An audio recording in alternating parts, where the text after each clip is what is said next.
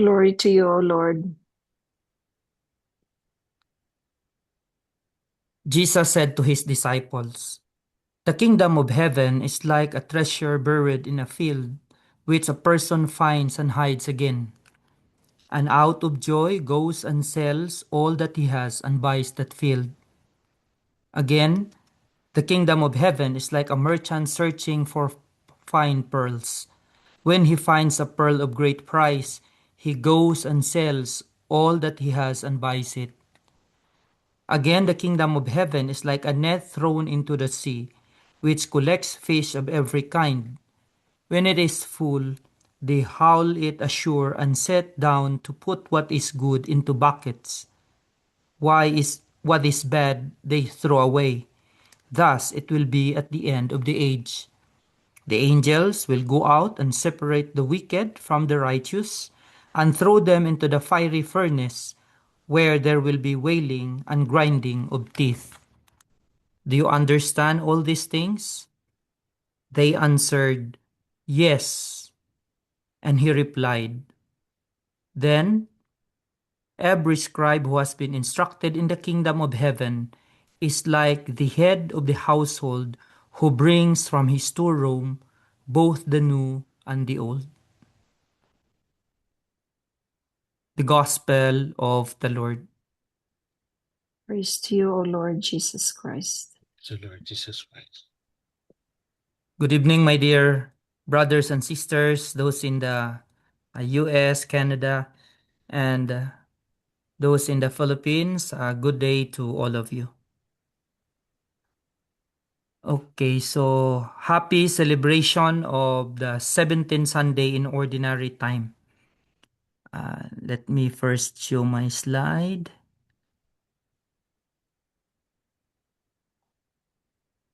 Okay.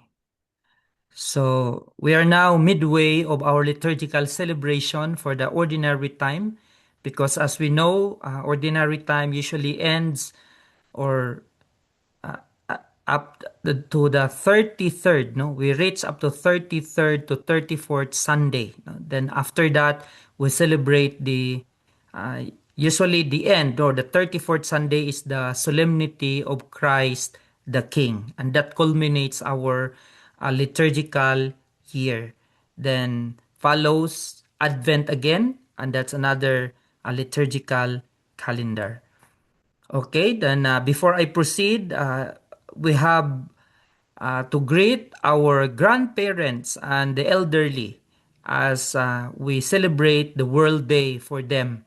So at the end of my sharing, I will be praying for you. Together, we can pray for our grandparents and the elderly. So, with the intercession of the patron saints of the elderly and grandparents, Joachim and Saint Anne. Okay, so I divided my sharing this evening into two parts. The first one is some catechetical deepening, especially on our liturgical celebration. And the second part is my reflection for this Sunday's reading. Okay, the first part is just a short or a cursory um, discussion about the evangelist Saint Matthew. You know, it's very important that we know who are our evangelists, because, of course, aside from different backgrounds, they also have different audience that they their writings are intended to, no? So for instance, Saint Matthew, we have it here to the extreme left of the screen. He is called the traditional author, the tax collector, and one of the 12. And if you uh, are familiar of our Bible or the scripture, he is the first one, the first evangelist, or the first book in the New Testament account. Okay, and accordingly, he is writing to the early Christians and the Jews, or uh, Juda- the Jewish people who are very familiar about the Old Testament scripture. So they have knowledge of them. So that's the audience of Matthew. And he has these aims. Present Jesus as the fulfillment of the Old Testament. He also harmonized Jesus' teachings with the Old Testament, but he elevates Jesus' teaching. Then he showed that Jesus is King of Jews and Savior of the Gentiles. Okay, then you can read for yourself about the prologue. So this is the short introduction of um, the Gospel of Matthew in chapters 1 and 2. Now, I would like to highlight here the 5 sets of narrative or teaching of Matthew. According to Bible scholars, he divided or he clustered his gospel into 5. So we have here the Sermon on the Mount, and a few Sundays ago we reflected about the Sermon on the Mount. So that's chapter 5 to 4. So chapter 3 to 7.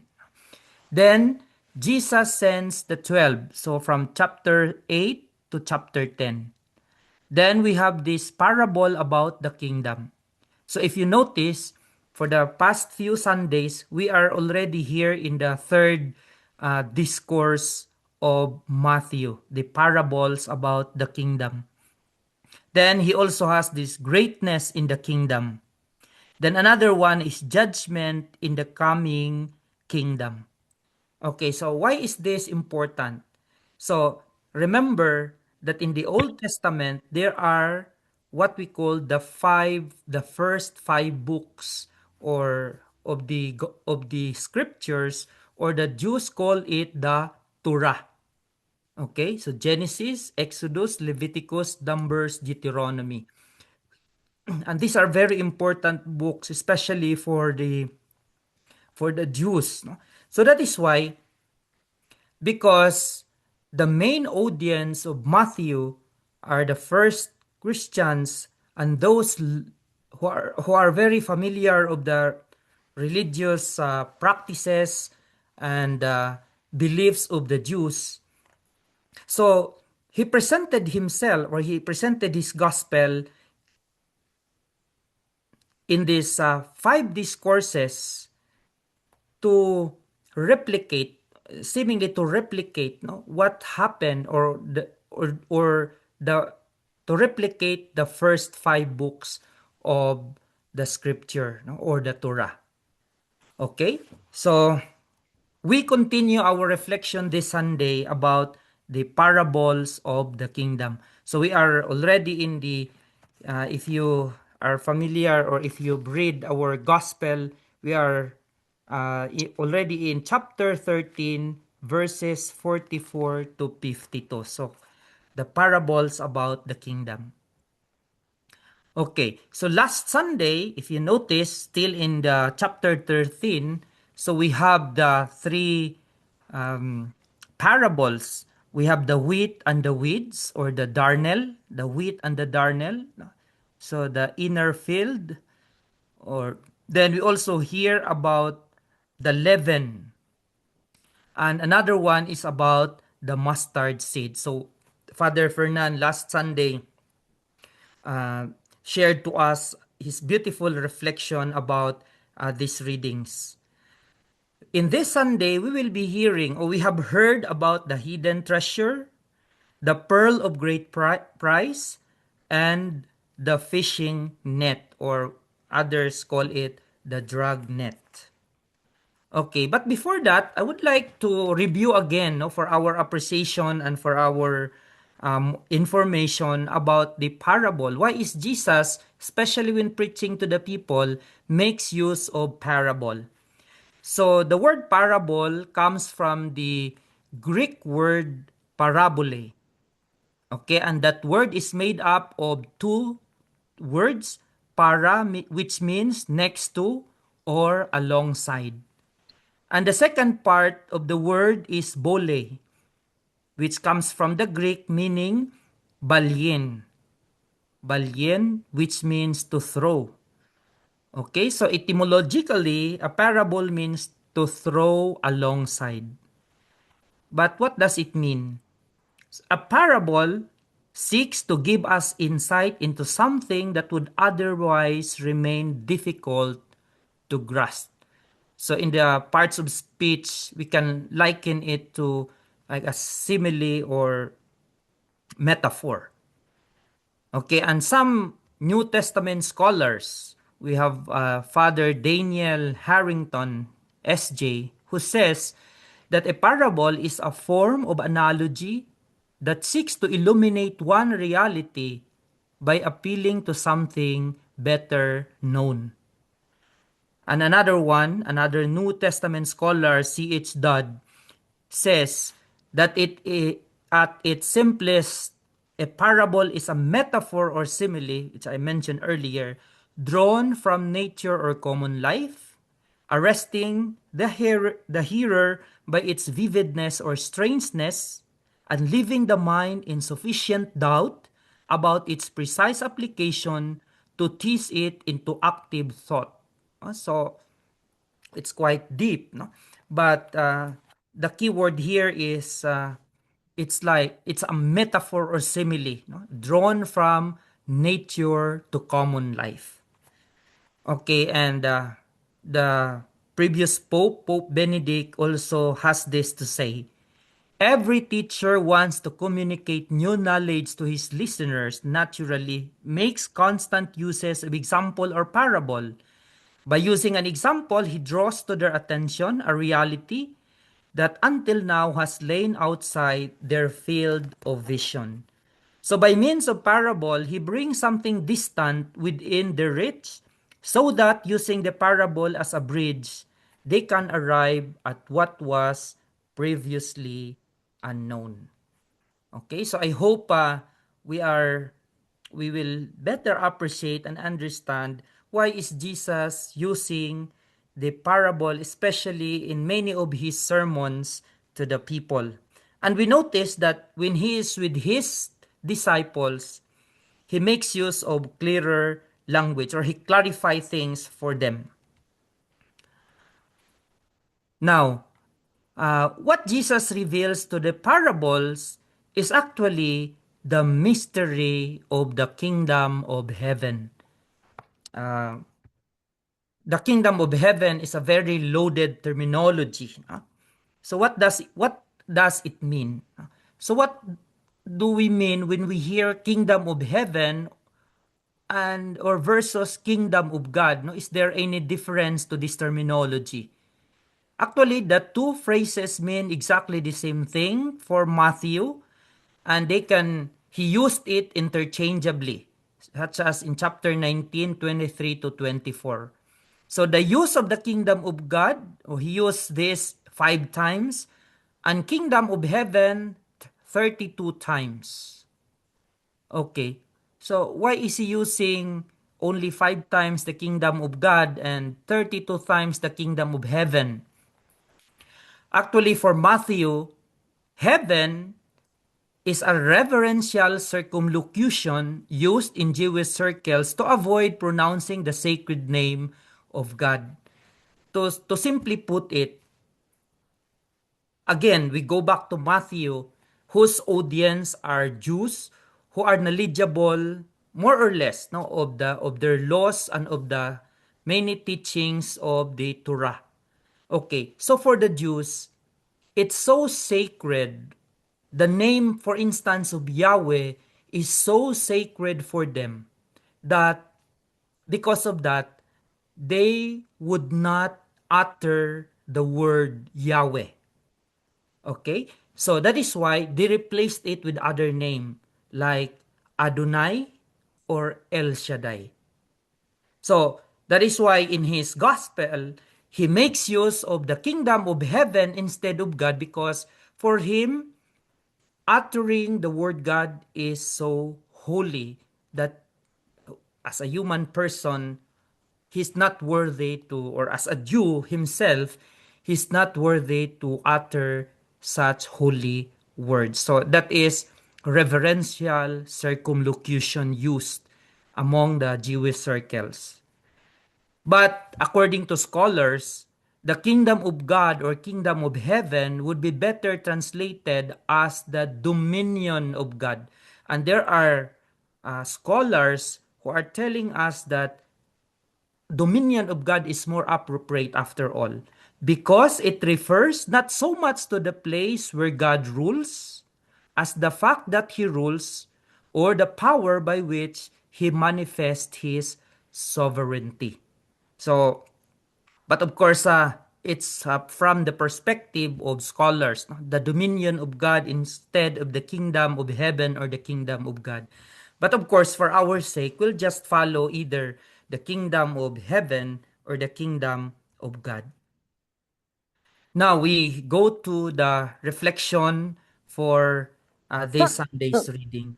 So let me pose these two important reflection questions. Number one, for you, what is your greatest treasure in life? And another one, what are you willing to sacrifice in order to possess that greatest treasure in your life? And maybe we can talk about, or you can reflect on it now as I also go through my reflection for this Sunday. So the gospel presents three sort of powerful parables as I have shown you earlier about the kingdom of heaven. So we have the hidden treasure, the pearl of great price, and the dragnet. Though brief, they reveal the mystery of God's reign and invite us to examine our priorities. No? I already had the mass this afternoon and early this evening. No? And I was sharing to them that back in the Philippines, we have these famous stories about treasure hunting.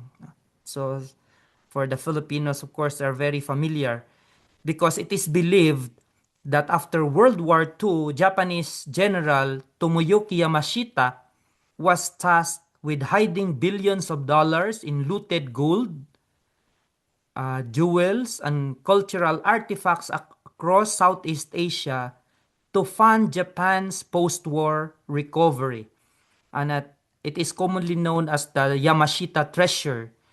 And accordingly, it was supposedly hidden in over 175 underground tunnels, caves, and mountains throughout the Philippines.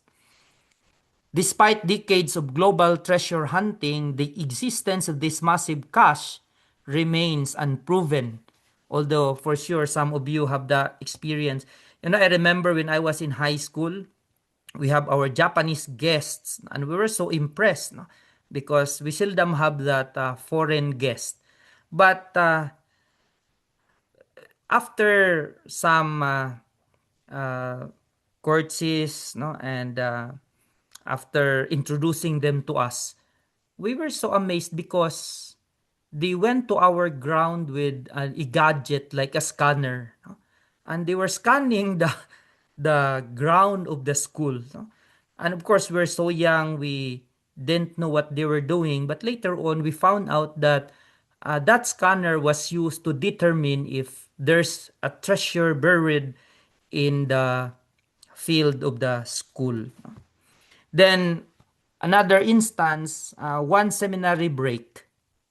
I was already, I think, in theology that time. I came home to find my own younger brother and his friends.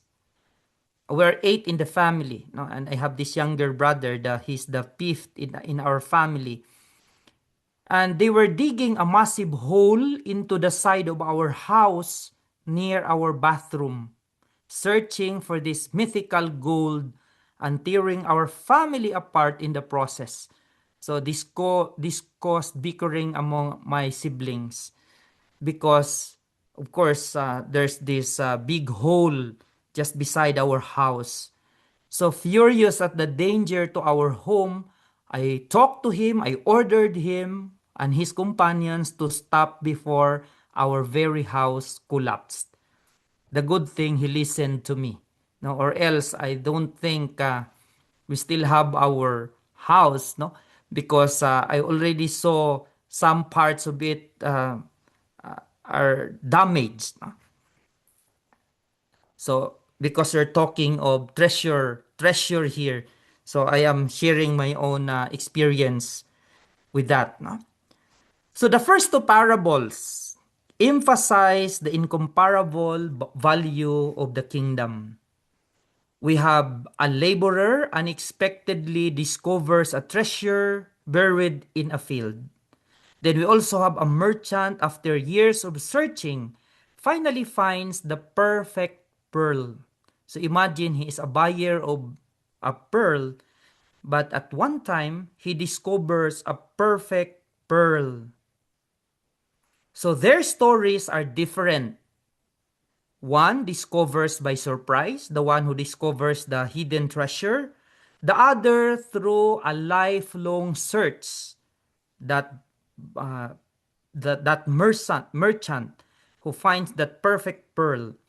But their response is exactly the same.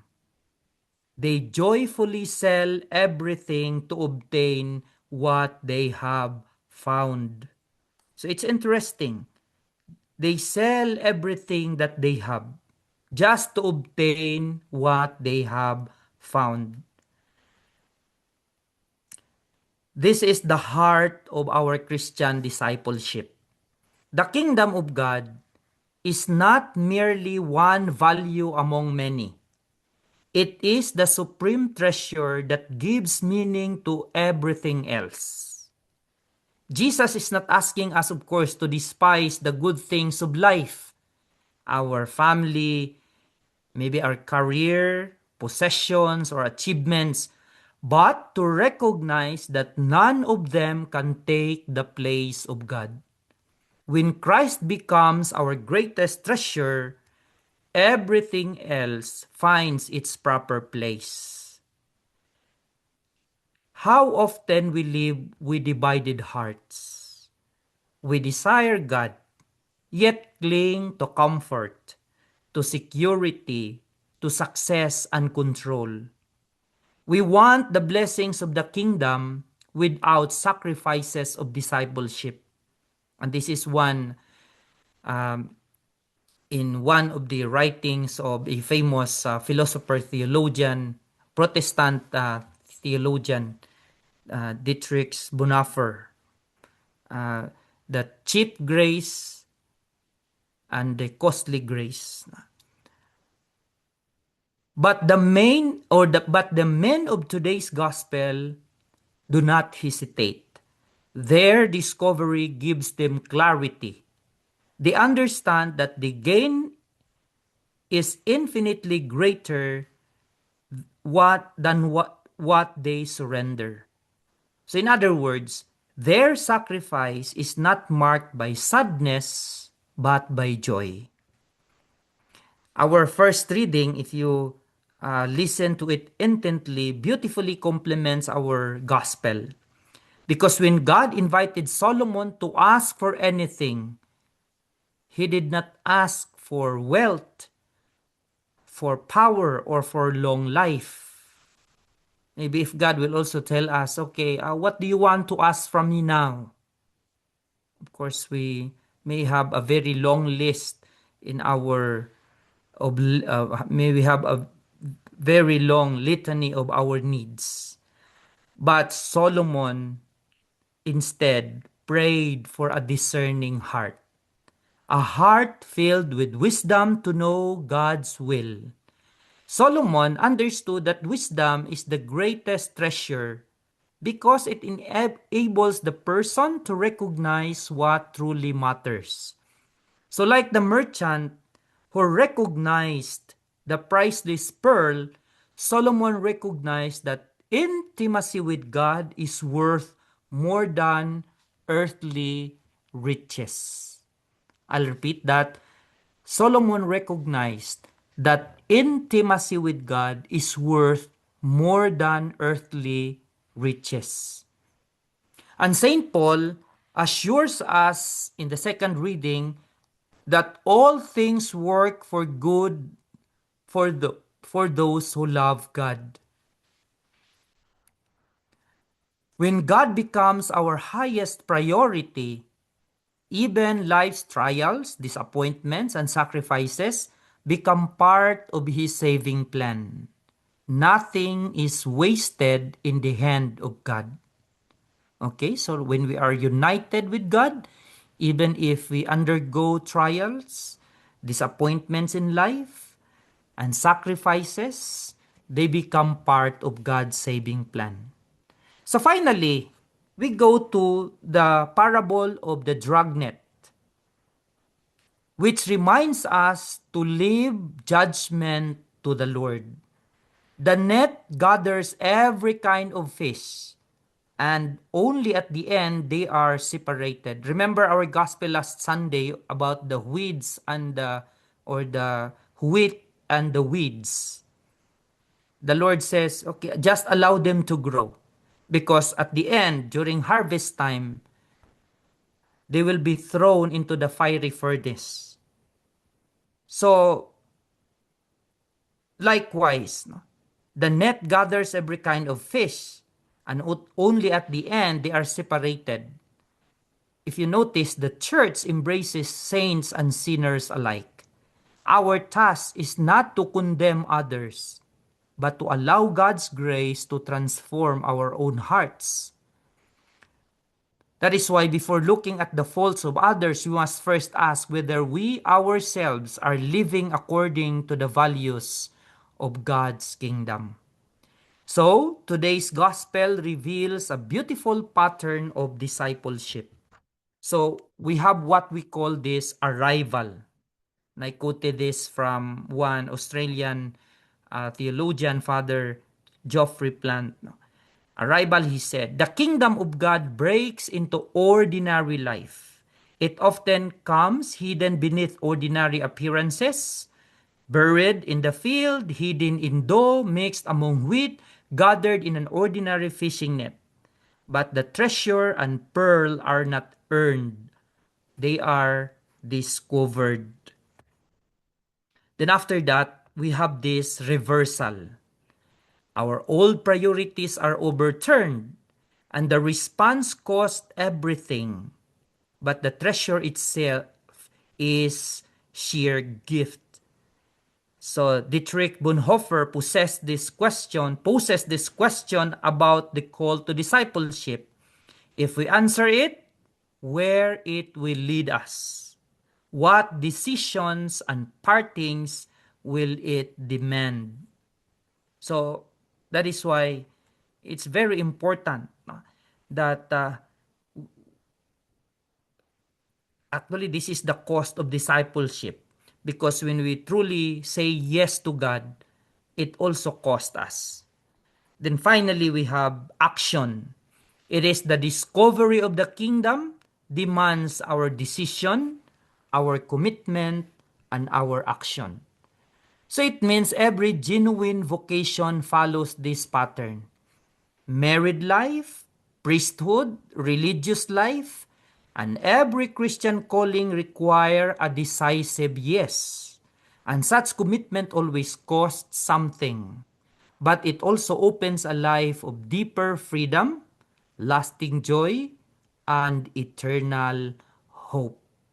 So, my dear brothers and sisters, Jesus invites each of us to rediscover the treasure hidden in our midst, His kingdom, His friendship, and His love.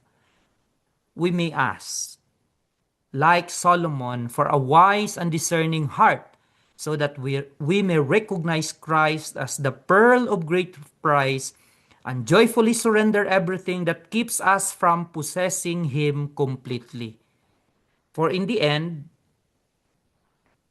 the greatest treasure is not something we own, but someone who has first found us.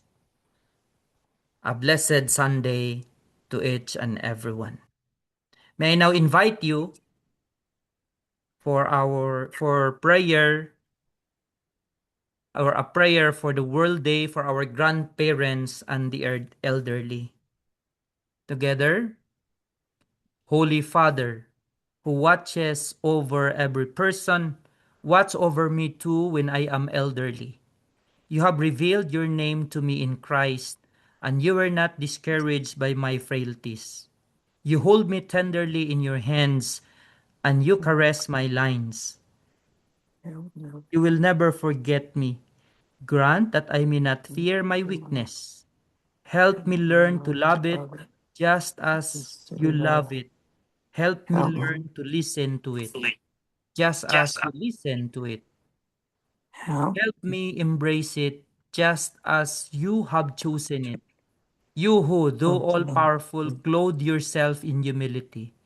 May growing old strip away all our pride and all division so that we may live these years united to you. We will never you will never forget me. Amen.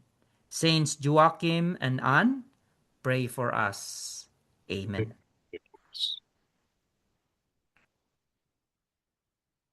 Tonight, and we hope to grow daily and in our spiritual life, no? And yeah, I would like to as a rejoinder to the comment, no, or to the feedback of Winston Duxes, no, and also Ate Grace. It's good, no, to uh, learn and relearn more of our faith, because God's revelation is not just one time. No, in theology we call it a progressive theology, meaning progressive theology, meaning you learn it bits and pieces, because of course we will be overwhelmed when God reveals everything to us at one time. So every now and then, through our experiences, we will be touched by His Spirit.